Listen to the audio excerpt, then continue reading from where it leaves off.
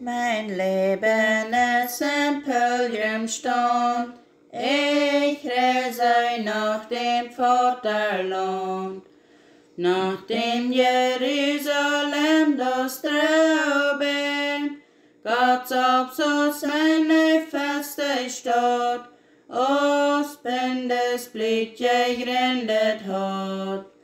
Der wirklich Jakobs Hirten loben, mein Leben ist ein Pilgerstand, ich reise nach dem Vaterland.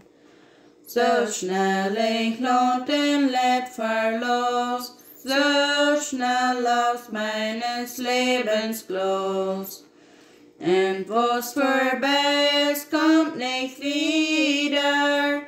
Ich erlöse der Ewigkeit, Herr Jesus, mach mich nun bereit. Öffne meine Augenlider, dass ich was Herrliches verrach, und nur nach dem das ewig traf. Kein Reisen ist ohne Gemacht, der Lebensweg hat auf sein Acht. Man wandelt nicht auf weichen Rosen, der Stiche singt der Feinde viel, die mich ableiten von den Ziel.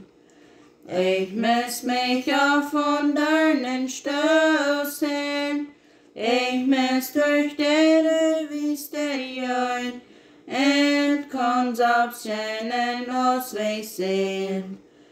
Der Sonne glanzt mir aufgebrächt, der Sonne, die mit Gnaden legt, und ein verfälschte Herzen strahlet, wenn Tränenstürme auf mich zu, mein Mutter jetzt von nirgend trü.